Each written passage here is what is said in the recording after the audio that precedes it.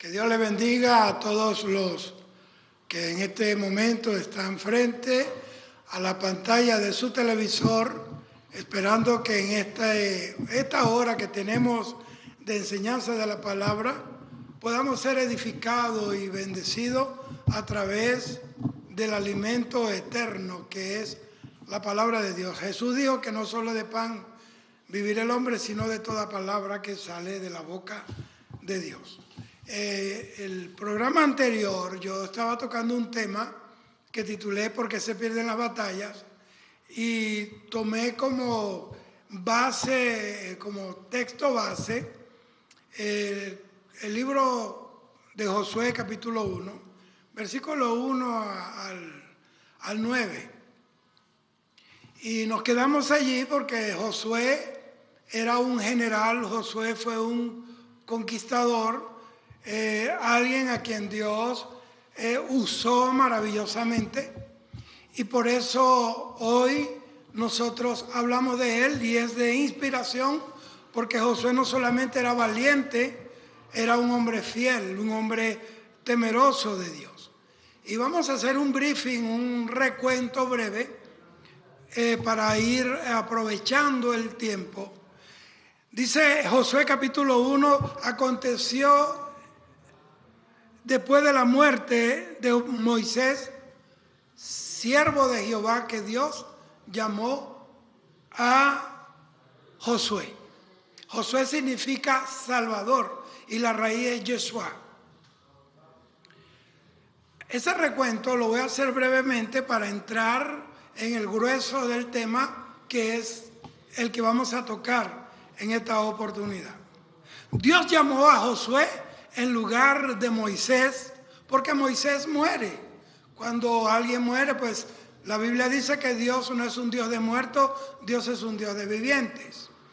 Y muere Moisés, no se acabó el propósito y el plan que Dios tenía con el pueblo de Israel, porque se murió fue el líder, no se murió el programa, no se murió el propósito.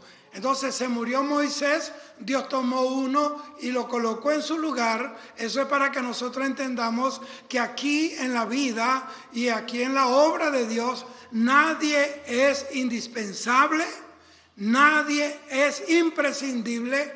El único imprescindible se llama Dios.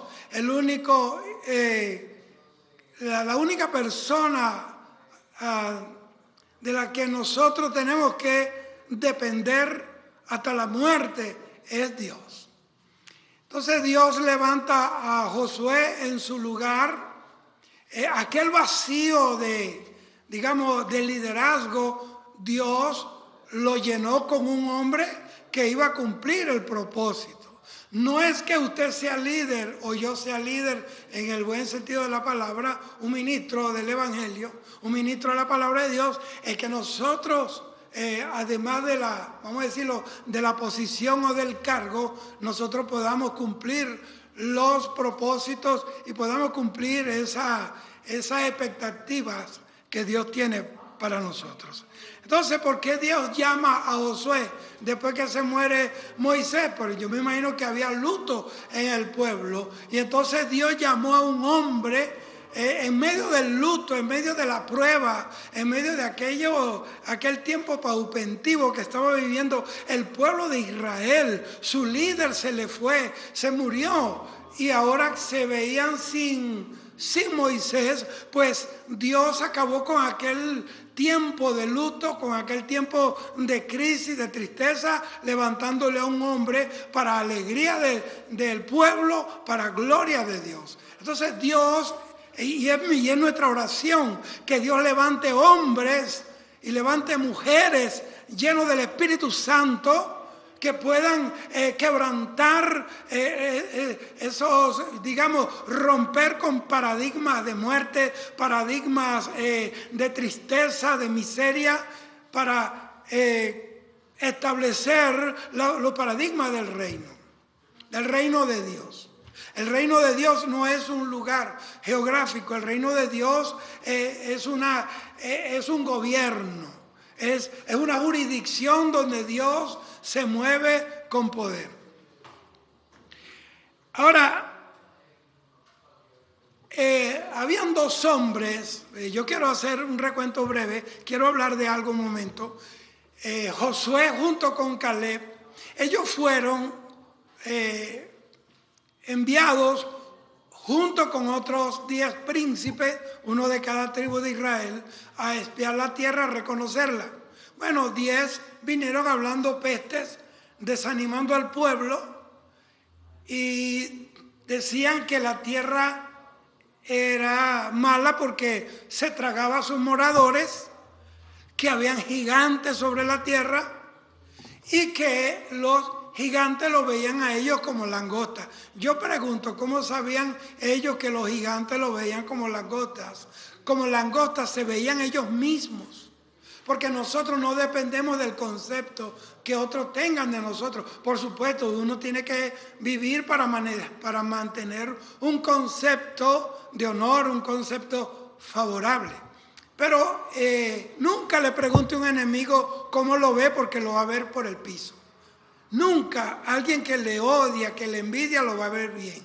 Entonces, los gigantes, ellos dicen los gigantes, al parecer, ellos nos miran como langosta, o sea, como una plaga. Que equivocado estaban aquellos 10 príncipes. Y eran príncipes. Pero aquellos dos, Josué y Caleb, hablaron diferente. Rasgaron su vestidura, porque ese informe, vamos a decirlo, fatalista, que trajeron los otros 10 príncipes de Israel, dice la Biblia que apagaron el corazón del pueblo, lo desanimaron, lo entristecieron. Pero en ese momento entraron estos dos y dijeron: Jehová nos entregó la tierra y nos vamos a comer a esos gigantes y a sus moradores como pan. Es decir, que un guerrero se alimenta de gigantes. Cuando nosotros vemos a un gigante, estamos viendo el almuerzo. Pero para eso hay que tener la mentalidad de guerrero. Entonces, Dios le prometió que ellos iban a pisar y a poseer la tierra que pisaron sus pies, porque hablaron bien. Porque, mire, cuando una persona, mire cómo comenzaron estos 10 príncipes. Dijeron: la tierra es mala y hay gigantes y nosotros somos langostas. Ellos comenzaron hablando mal ellos dijeron que eran langostas. Ellos hablaron mal de sí mismos. Y cuando una persona habla de sí mismo, habla mal del lugar donde vive, habla mal de su país, habla mal de su congregación, habla mal de todo, porque es la mentalidad que tiene. Y bueno, entonces Dios, mire esto, saltando unos tiempos hacia el futuro, Josué se estableció como nuevo Moisés. Su amigo Caleb, él se estableció como un vencedor. Y dice que él tenía 40 años cuando reconocieron la tierra, y Jehová, a través de Moisés, le prometió que iba a poseer la tierra que sus pies pisaron y que sus ojos vieron. Pasando 45 años, tenía 85 años Josué y Caleb. Y él dijo: hace 45 años Dios me prometió y todavía tengo fuerza como la de hace 45 años atrás.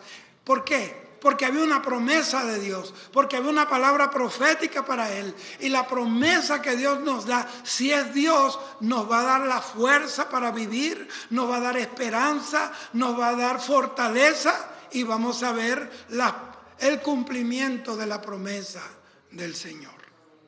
Ahora, él le dice a Josué: yo quiero que me entregues Hebrón, porque esa fue la tierra que me prometió Dios a través de Moisés. Y él se lo entregó. Dice que bendito sea el Señor, Caleb tomó a Hebrón para sí. Mira, eran dos ministerios gloriosos. De hecho, de toda esa generación que salieron de Egipto, los únicos que entraron a la tierra prometida fueron ellos dos. Los otros quedaron sepultados en el desierto. El desierto se convirtió en su sepultura por la rebeldía, por la desobediencia a Dios, por tener ese corazón contumaz y rebelde. Por eso fueron sepultados por las arenas del desierto. La rebeldía te sepulta. La rebeldía, la soberbia, la altivez, el orgullo, la vanagloria, la vanidad, la usura, la ambición por el tener, el amor desmedido por lo material te va a sepultar en las arenas. Entonces entró una generación nueva y ellos dos entraron allí. ¿Qué pasa con esto?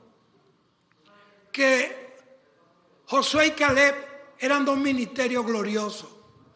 Pero el ministerio de Josué era mayor que el de Caleb, porque el de Caleb era un ministerio para tomar tierra para sí. El de Josué era para repartir. Josué capítulo 1 dice, tú repartirás la tierra a este pueblo que yo le prometí a sus padres que le daría. En otras palabras, tener la capacidad de repartir, de dar a otros, es más grande y tiene más valor delante de Dios que aquel que tiene un ministerio para sí mismo. Todo él. Y ese es un problema. Entonces, dice la palabra que Dios le dice a Josué, quiero que repartas la tierra al pueblo de Israel. Y en el capítulo 2 dice que Josué envió unos espías a Jericó para reconocer la tierra, hacer un trabajo de inteligencia. Y dice que estos espías entraron a la ciudad de Jericó, entraron a la casa de una mujer que trabajaba el oficio de la prostitución, llamada Rahab, la ramera, y allí ellos se dieron cuenta de que Dios les había entregado la tierra, porque el pueblo, todo el pueblo de la tierra, inclusive Jericó, su rey, su pueblo, sus ejércitos temblaban. Y Rahab la ramera dijo, porque yo sé que Jehová es Dios, arriba en los cielos y abajo en la tierra. Una prostituta reconoció lo que el rey no pudo haber reconocido, lo que no pudo y no quiso reconocer. Entonces, por causa de Dios, el pueblo temblaba. Ella dijo, no ha quedado aliento ni fuerza ni en ninguno de los moradores de Jericó. ¿Por qué? Porque cuando Dios se mueve con un pueblo que entiende lo que es la guerra espiritual, y que la guerra espiritual no es hablar en lengua, que la guerra espiritual no es darle patada al piso, que la guerra espiritual no es gritar, la guerra espiritual es consagración, la guerra espiritual es disciplina, la guerra espiritual para usted poder apertrecharse de todos esos recursos espirituales. La Biblia dice que debemos vestirnos con las armas de la luz, y que las armas de nuestra milicia no son carnales, sino que son poderosas en Dios para destruir fortaleza. Entonces ellos llegaron a casa de aquella mujer ramera, porque aquella mujer tenía la palabra que le dio a ellos fuerza. Le dio fuerza. Ahora, escuchen esto. La casa de Rahab quedaba en el muro, dice la Biblia, en el muro del pueblo de Jericó. Y los muros iban a caer. Y quiere decir que la primera que se iba a morir y que se iba a perder era Rahab, la ramera. ¿Y qué hizo el Señor? Envió providencialmente a aquellos espías y llegaron a la casa de aquella mujer y le entregaron, digamos, un salvoconducto, le entregaron un cordón rojo dice la Biblia, un cordón de grana, un color rojo. Ella lo ató a la ventana de su casa y dijo: porque cuando ustedes vengan a destruir esta tierra, yo quiero que ustedes me garanticen la vida. Ella sabía que el pueblo del Señor no fue un pueblo levantado para que sea derrotado, sino que fuera un pueblo vencedor. La Biblia dice que somos el pueblo que irá de gloria en gloria, de poder en poder, y veremos a Jehová en Sión. Y ellos mismos los estaban buscando, el ejército, las autoridades de Jericó, para matarlo, y estaban hablando de conquista. Dios, cuando regresemos a conquistar esta tierra y esta ciudad, tú tienes que tener el cordón atado a la ventana de tu casa. Estaban hablando de conquista, aunque el panorama decía lo contrario. La Biblia dice que nosotros debemos hablar las cosas que no son como si fueran. Así, ese es el vocabulario de Dios. Él dijo: sea la luz no existía. Fue porque Dios dijo que fuera. No existía. La Biblia dice que lo que se ve salió de lo que no se ve. Porque Dios se mueve en fe, porque Él es la fuente de fe, Él es fe. Cuando ellos regresan de Jericó, le dan el informe a Josué.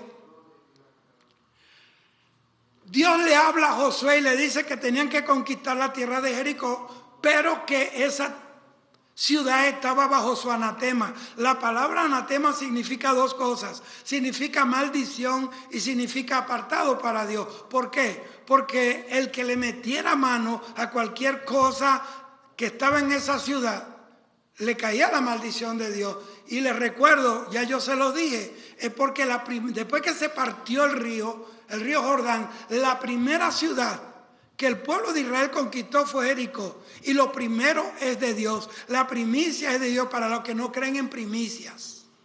Lo primero es de Dios. Dice que todo primogénito es consagrado a Dios. Entonces, él les recordó la conquista y que esa ciudad estaba bajo el anatema. Y es la única ciudad. Usted no va a conseguir ninguna otra ciudad bajo el anatema. La única ciudad que estuvo bajo el anatema de Dios fue Jericó. Bendito sea el Señor para siempre. Ahora, en el capítulo 3 viene el paso del Jordán. Pero para poder cruzar el Jordán, dice la Biblia que Dios le dijo a Josué que el pueblo tenía que santificarse para poder cruzar el paso del Jordán. Es decir, que si nosotros debemos entender esto, porque iban a la conquista. Ellos vienen de una transición de ser esclavos a ser conquistadores. Y parece que los dos polos eran bien opuestos. Entonces Dios tuvo que bregar con ellos a través del desierto. El desierto es para cambiar la mentalidad. El desierto es para que nosotros maduremos. El desierto es para que nosotros crezcamos espiritualmente. Cuando una persona está en el desierto, hay unos que buscan muletas y otros buscan silla de ruedas. Otros desarrollamos alas como águilas para volar. El desierto es para que tú crezcas, no para que te mueras. Entonces, él le dice: hay que santificarse, porque en 3 días cruzaremos a la tierra prometida. Perdón. Y dice que los sacerdotes tenían que llevar el arca sobre el hombro, porque el arca tenía que ser movida con sacerdotes.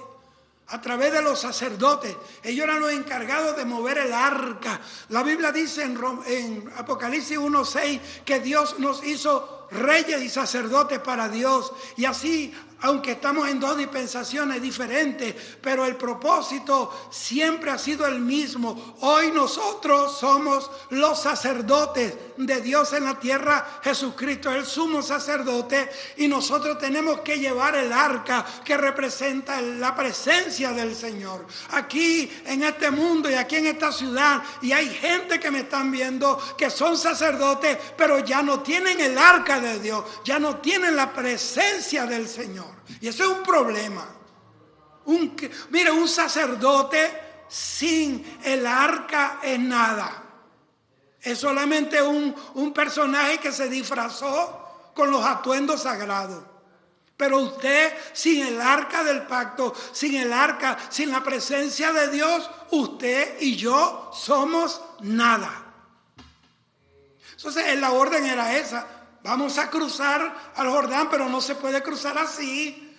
Tenemos que santificarnos primero. Para ir a la conquista, primero hay que entrar en una comunión profunda, sincera y estrecha y personal con Dios. Ellos primero se santificaron para poder ir a la conquista. Porque hay tanta derrota en mucha gente, porque hay gente tan derrotada que nunca pegan una. ¿Sabe por qué? Me parece que no se han acordado del llamado de Dios, que es santificarse.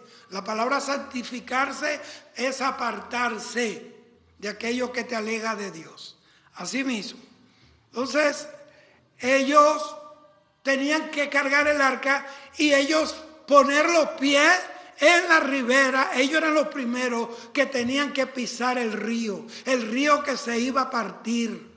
Ellos eran los primeros que tienen que dar el ejemplo son los sacerdotes. El primero que tiene que estar visitando las cárceles, visitando los enfermos en los hospitales. Los primeros que tienen que ver dónde está la viuda, dónde están los huérfanos, dónde está la gente que no ha comido, son los sacerdotes. El primero que tiene que estar en el ayuno es el sacerdote. El primero que tiene que estar en la vigilia, en la intercesión, en los cultos de oración son los sacerdotes. El primero que tiene que estar en el evangelismo explosivo y violento en las calles son los sacerdotes. Pero ya los sacerdotes están como Elí, en el templo, recostado de una columna, recostado. Mientras estemos recostados de algo o de alguien, no vamos a servirle a Dios. Bendito sea el Señor para siempre. Hay gente recostándose a la política, recostándose al materialismo, recostándose a mil cosas. Dios no nos mandó a recostarnos, porque si usted se recuesta, usted está reposando ahí, tiene más impresión de flojera que de otra cosa. Dios nos llamó a avanzar y a conquistar. Gloria al Señor para siempre. Entonces, dice la Biblia que cuando ellos pisaron el río Jordán, se partió, se detuvieron el río, el cauce se detuvieron en dos paredes y ellos cruzaron, y dice la Biblia que los sacerdotes estuvieron allí con el arca a la orilla hasta que pasó el último de los israelitas. Cuando pasó el último, ellos pasaron también, y después que ellos cruzaron al otro lado, dice la Biblia que el río volvió a su cauce de nuevo. Yo quiero decirte, Dios ha partido el río, Dios está partiendo el río, mientras nosotros en la santidad de Dios, en el temor de Dios, en la sinceridad con Dios, nosotros no somos ángeles ni somos demonios, somos personas, seres humanos que hemos entendido la gracia de Dios, que estamos aquí por su amor, por su misericordia, por su muerte y también por su resurrección, y porque a la diestra del Padre está un Cristo vivo intercediendo por todos aquellos que se acercan a Él. Bendito sea Dios para siempre. Y hasta que cruzó el último al otro lado, estuvieron las aguas abiertas. El río estaba abierto. Yo quiero que tú me entiendas. El río está abierto. Cristo está esperando que tú cruces al otro lado. La tierra prometida es la nueva Jerusalén. Pero para cruzar ese río hay que santificarse. Hay que apartarse del pecado. Hay que lavarse en la sangre de Cristo. Hay que vivir en una vida sincera delante del Señor. Bendito sea el Señor para siempre. Hay un reguero en el mundo, están pisoteando la sangre de Cristo. Hay un bochinche, hay gente que han embochinchado el Evangelio. El Evangelio es santo. Mira, hubieron unos hombres en la antigüedad que hicieron embochinchar el pueblo de Israel en el desierto, y Jehová los mató, cayó fuego sobre ellos, se abrió la tierra y descendieron vivos al infierno. ¿Qué usted cree? 2 sacerdotes, los hijos de Aarón, el sumo sacerdote, Abiú y Nadab, se pusieron a improvisar, a meter fuego extraño y lo mató Dios. Dios no es ningún tonto, Dios no es un viejo que está en algún lugar del cielo ahí con osteoporosis, agarrado de un bastón. Dios es Dios poderoso. Dios mató a Ananías y a Zafira también por mentir en el altar. Hace falta que vengan los días de Pentecostés, los tiempos de Ananías y Zafira, que muera más de uno en el altar por mentiroso y por estar revolcándose en el pecado y por estar enlodando el nombre del Señor. Bendito sea Dios para siempre. Bendito, yo traía un tema y ya Dios me está... Bendito sea Dios para siempre. Porque así hay que aprovechar. Amigo, tú que me oyes, que estás descarriado, te fuiste del Señor por algo, tú no tienes excusa. Puesto los ojos en Jesús, vuelve al Señor, que todavía el río está partido. Dios todavía, Jesús está intercediendo, la iglesia está aquí, el Espíritu Santo está aquí. Mientras estemos en la tierra, tú tienes la esperanza y la oportunidad que te brinda el Dios vivo, el Dios poderoso, de cruzar al otro lado. A una tierra que fluye leche y miel, donde ya no habrá más lágrimas, ni muerte, ni tristeza, ni dolor, porque las primeras cosas pasaron y aquí que todas son hechas nuevas. Jesús lo dijo en Apocalipsis, dijo: he aquí yo hago nuevas todas las cosas. Bendito sea el Señor, alabado sea el Señor para siempre. Ahora, en el paso del Jordán, por orden de Dios, tenían que poner una distancia entre el pueblo y el arca del pacto de 2000 codos. Un codo son 45 centímetros. Y 2000 codos representan 2000 años. Había una separación entre el pueblo de Israel y Dios Todopoderoso y la tierra de Israel, la promesa de la tierra prometida. Ellos estuvieron esparcidos por el mundo por cientos de años, hasta que el 14 de mayo de 1948 se instauró, se fundó el Estado soberano de Israel.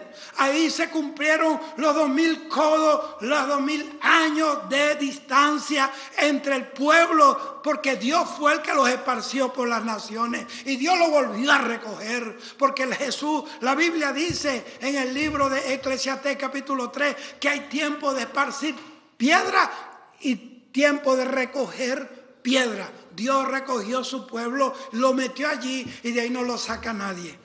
Pero ese no es el tema, pero eso es escatología y usted tiene que entender eso. Y yo insto a los ministros del Señor, los colegas, que hablen al pueblo de Dios, que busquen revelación del Señor, que busquen comunión con Dios para que Dios les revele la palabra, la sabiduría que solamente viene de Él. Bendito sea Cristo para siempre. Bendito sea el Señor. Entonces en el capítulo 5, ellos se circuncidan como una señal del pacto con Dios. Pero también celebran la Pascua. La Pascua es que mataban al cordero pascual. Un cordero lo sacrificaban. Esa era la fiesta que representaba la muerte de Cristo en el Calvario y para expiación del pecado de toda la humanidad. Y todo el que se bañe con su sangre será salvo. Bendito sea el Señor para siempre. Bendito sea el Señor. Allí mismo, en el capítulo 5 de Josué, dice que cuando ellos cruzan el río Jordán, de madrugada se levantó Josué, porque el que quiere ver la gloria de Dios tiene que madrugar. Porque Dios, la iglesia de Cristo no es una iglesia de vagos, ni de bella durmiente, ni de bello durmiente. Es una iglesia de madrugadores. La Biblia dice que los que le buscan de madrugada le encuentran. Dice que él se paró de madrugada a ver las murallas de Jericó, porque era una muralla muy ancha, alta y ancha. Dice que corrían dos carros juntos. Además de ser una muralla, era una carretera. Y él estaba viendo las murallas, lo grueso, lo alto. Mira qué tremendo levantarse uno temprano a estar viendo murallas. Cuando usted se levanta a estar viendo obstáculos, a estar viendo demonios, a estar viendo diablos, a estar viendo a la suegra, el suegro, la mujer, el esposo, el vecino, a estar viendo el gobierno, a estar viendo brujos, a estar viendo problemas, hermano. Yo no estoy hablando de tener una mente metafísica ni fantasiosa. Estoy hablando de que nosotros tenemos que ver la gloria del Señor. Ahí hay una muralla, pero más importante que ver la muralla es ver la gloria de Dios cada mañana, como dice Isaías. Me levantaré mañana tras mañana para oír como oyen los sabios. La sabiduría se consigue de madrugada, en la lectura de la palabra. Cuando el maná era enviado, era con el rocío, pero tenían que recogerlo antes que saliera el sol porque el sol lo derretía. ¿Qué quiere decir esto? Tú tienes que levantarte temprano antes que salga el sol a recoger el maná de Dios, porque si tú no lo recoges, cuando viene el sol de la prueba, ya no hay nada que hacer. Espero que me esté entendiendo. Esto es sencillo lo que estoy hablando. Bendito sea el Señor para siempre. Aleluya. Entonces, él está viendo la muralla. Mira lo importante, un líder se paró temprano a ver su mente, ¿cómo hago? ¿Qué hago? Eso es lo que se necesita ahora.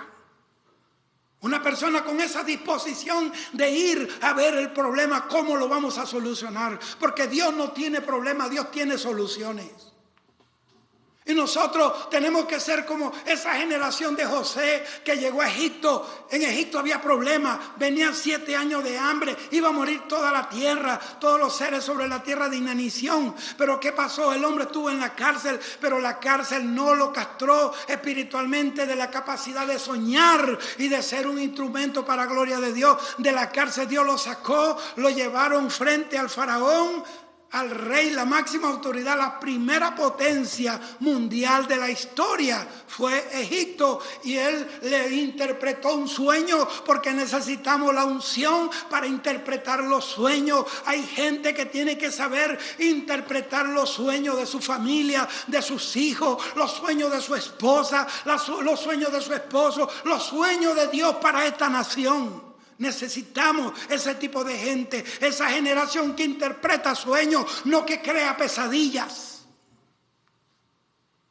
Y sabe, le dio la solución a construir unos almacenes para meter el grano de 7 años de abundancia para cuando llegaran los 7 años de la vaca flaca.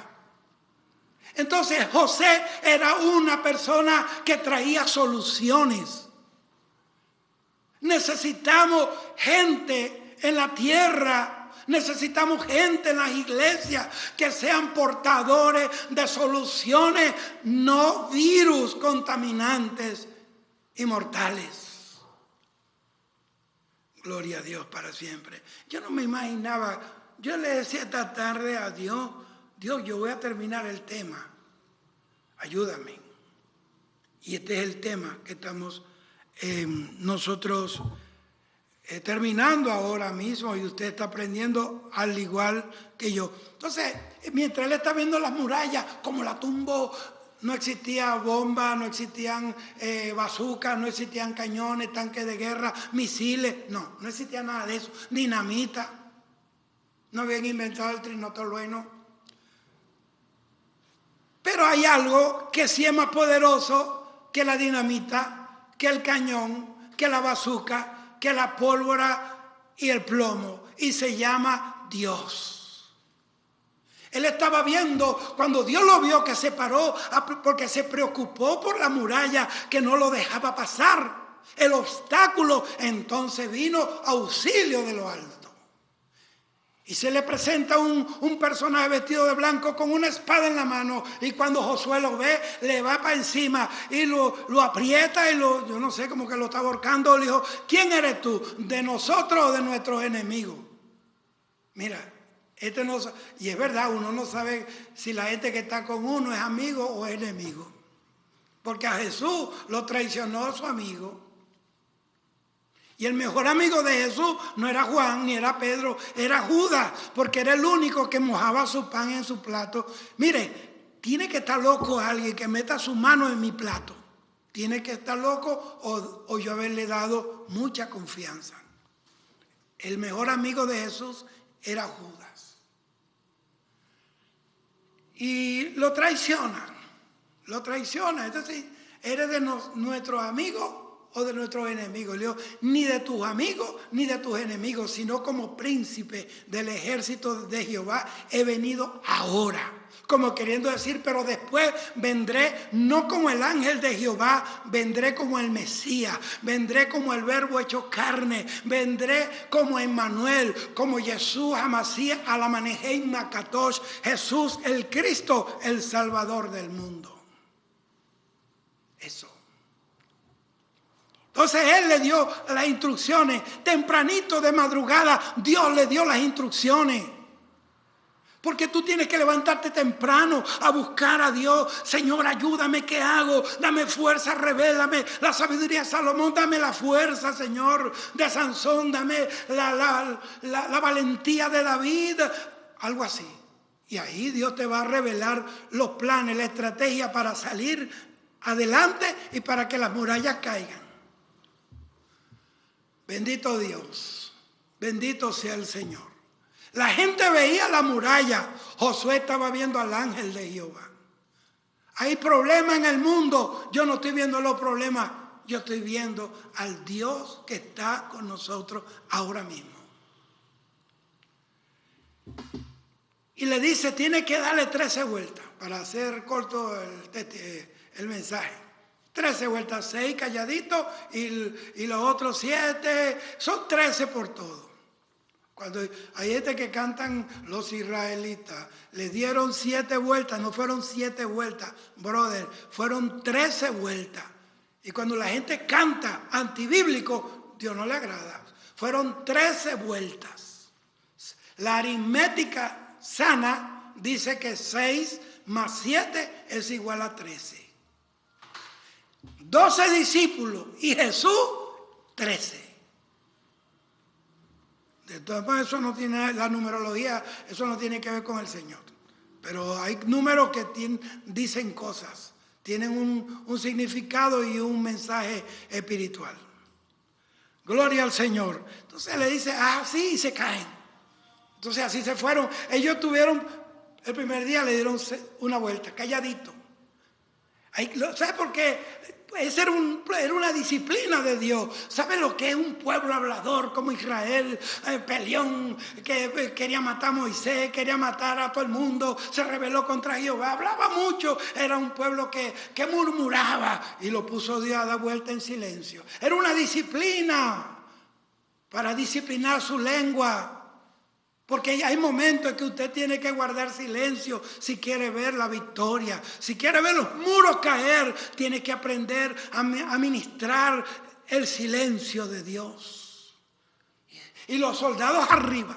Yo me imagino los soldados de Jericó, mira, son locos. No le lanzaron ni una flecha, no le lanzaron una piedra. ¿Sabe por qué? Porque mientras ellos estaban dando la vuelta que Dios les mandó a dar, Dios les sujetó las manos a los enemigos. Porque ningún arma forjada contra nosotros prosperará mientras estemos dando la vuelta de victoria, para vuelta de conquista, a aquello que Dios nos ha entregado.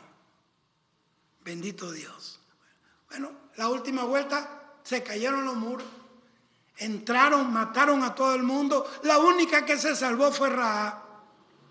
Rahab, aquella mujer que tuvo fe en el Señor, y ella no solamente se preservó la vida de ella, sino de su familia. ¿Pero por qué? Porque en la ventana de su casa tenían la trenza roja que representa la sangre de Cristo. En Israel, allá en Israel, cuando estaban en Egipto, el ángel de la muerte pasó destruyendo a los primogénitos. Solo no entraba en las casas donde tenían la marca de la sangre del Cordero.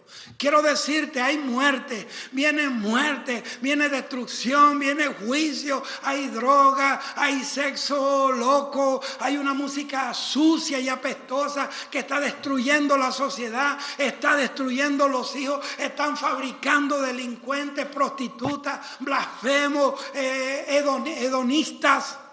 Pero si tú te encargas de poner la marca, la sangre de Cristo en tu familia, en tu casa, la muerte no entrará allí. Bueno, entonces acá llegó, entró en un cuarto de Jericó, metió lingotes y metió una ropa y unos vestidos. Porque esos son dos cosas que están matando al pueblo de Dios. Número uno, los lingotes de oro. Eso habla del materialismo. Hay gente, predicadores, que no predican si no le dan una cantidad de dinero. Hay pastores que no le importa la vida de las almas, sino lo que llevan el domingo en un sobre blanco. No le importa la vida de nadie. No visita al enfermo. No sabe cuando una familia está en crisis, cuando un matrimonio está a punto de colapsar. Lo único que le importa es el bendito domingo. Y perdóneme si usted no es así, pero el que le quede el sombrero que se lo ponga. Y esos trapos babilonios habla de puro trapo. Hay gente que se preocupa más de los trapos. Mire, y ahora hay una locura. Que ahora cualquier zarrapastroso es un apóstol. Yo no sé dónde sacaron esa loquera. Un apóstol sin testimonio, sin señales, sin evidencia del poder de Dios. Porque la marca del apostolado, hermano, no es la marca de la jipeta, la marca de tu carro último modelo, ni es la marca de tu perfume, ni la marca de tus trapos, ni la marca de tus zapatos. Es la marca de Cristo, es la marca, la pasión apostólica de llorar por el que está muriendo. Las almas se están perdiendo, la juventud está arrastrada, el mundo está en caos y el pueblo exhibiendo trapos y se esfuerza más por tener un piazo de carro que por tener la gloria. Y eso es bueno, que tú tengas 1000 carros si quieres, pero que tú tengas la marca de Cristo como la tuvo Pablo. Pablo dijo: de aquí en adelante nadie más me moleste, tengo en mi cuerpo la marca del Señor Jesús. Bendito sea el Señor para siempre, alabado sea el Señor. Alguien tiene que oír esto. Alguien tiene que oír esto. Orando por enfermos, mucha gente, y ellos mismos están enfermos, echando fuera demonios, ellos mismos están endemoniados. Porque la envidia, el chisme, la lujuria, la concupiscencia, la enemistad, la vanagloria, el creerse mejor que alguien, porque yo vivo en un lugar de un estatus X y soy mejor que los que viven en los Priquets. Nadie es mejor que nadie. El llamamiento no nos hace mejor que nadie. Nos hace más responsables que todo el mundo. Eso es. Y óyeme, muchos le van a dar cuenta al Señor por esto que yo estoy hablando. Por esto que yo estoy hablando. Yo recuerdo un muchacho, un pastor que yo lo cubro como en mi ministerio. Y él me dijo un día que había un apóstol que vendía relojes muy finos, yo no sé qué marca eran, porque un cucú de eso, un Mickey Mouse da la misma hora que un Rolex, que un reloj chapado de oro. Entonces, le dijo que no, que él vendía esos relojes si él quería ser bendecido y subir de nivel espiritual, tenía que cargar un reloj como los que él vendía, y se lo vendió el tonto, se lo compró. A él no le importa eso, le importará venderle el pedazo de reloj. Entonces, hay muchas veces tonta. Hay gente que piensan que alguien le va a vender de la unción que él tiene. Mire, la unción no se vende, usted no puede contagiarse con esto. La unción se busca individualmente en los días de vigilia, de oración, de ayuno, cuando tú te dispones a apartarte de lo malo, a no oír al enemigo y oír a Dios. La Biblia dice, conforme habéis clamado a mis oídos, así yo haré con vosotros. Entonces, bueno, lo cierto es que el Señor le dice a eso, se cayeron la muralla, entró, este hombre se llevó unos trapos y se llevó unos lingotes de oro y se lo llevó para su casa. Se llevó algo que no debía llevárselo a su casa, algo que estaba bajo maldición. Hay gente trayendo maldición a su casa, trasladando de un punto de tiniebla a su casa algo que va a destruir el hogar. Y lo enterró en su tienda. Y se fue a seguir peleando. Siguió la misma batalla. Qué descarado era Acán. Acán significa problemático. Y hay gente así como Acán, que cada vez que se acercan a uno es para traer problemas. Cada vez que van a un lugar traen problemas, dejan un mal testimonio. Y esas son cosas que tienen que acabarse. Los Acán tienen que acabarse. Y yo le voy a decir algo. En el reino no existe el pecado. Óigame bien para que no me malinterpreten. Yo no estoy hablando de herejía. En el reino de Dios no existe el pecado, porque el pecador o se arrepiente o se va, pero aquí no puede seguir con nosotros. Eso es. El hombre se fue otra vez a la batalla. Si hay gente que hace mil marramucias, cuantas disparates hacen, y después van otra vez a seguir predicando campaña, a seguir profetizando, a seguir con una Biblia bajo el brazo, así como si fuera un desodorante. Pero ya esto ya no está en su corazón. Esto es palabra de Dios cuando tú te la metes aquí y vives por ella. Dejó de ser un libro, ahora se convirtió en la poderosa palabra de Dios. Gloria a Dios. Entonces, terminó la campaña, se fueron cada quien a su casa, vencieron, cayeron los muros, vencieron un pueblo duro. Entonces tenían que ir a la segunda ciudad que se llamaba Jai. Jai significa montón de ruina y también significa revolución. Imagínense, hermano, las revoluciones son del diablo. La revolución cubana, la revolución de Chávez, la revolución de Cuba, toda la revolución de China, de Corea, eso es basura.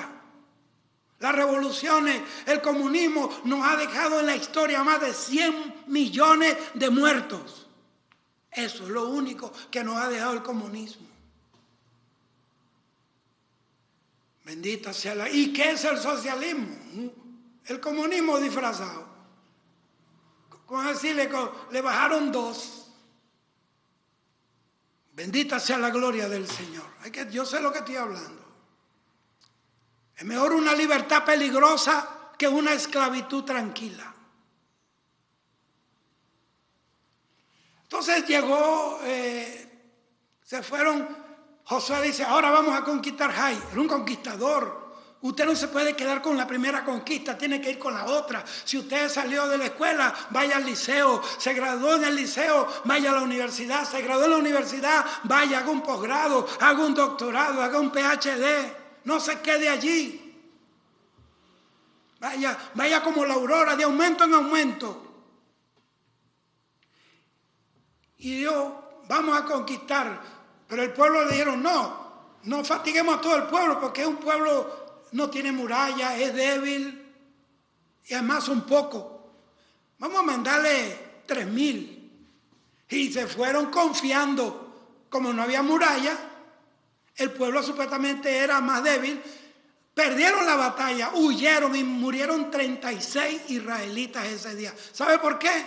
Porque Josué no consultó a Dios como consultó cuando iba a conquistar a Jericó. Y cuando uno se confía en nosotros, estamos ya listos para la caída.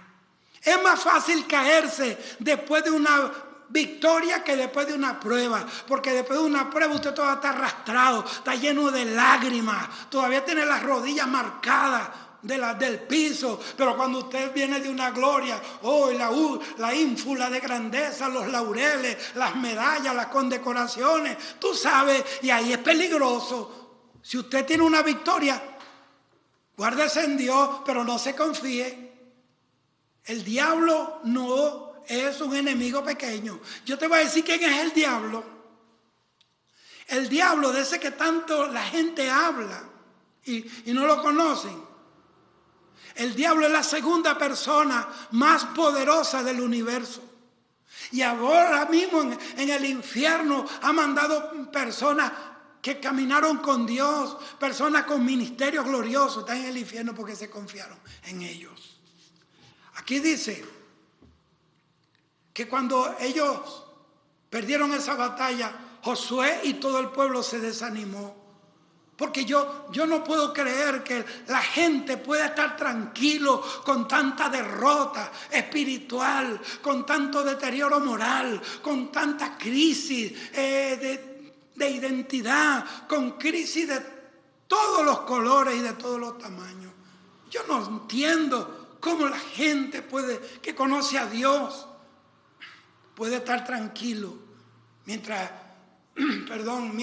nuestros países se están hundiendo en la corrupción, en las drogas, en la corrupción moral y espiritual, en la violencia. Y él se tiró al piso y dijo, más vale que no hubiera salido de Egipto. Mira cómo habló un hombre de Dios. Mira todo lo que trajo el pecado de Acán.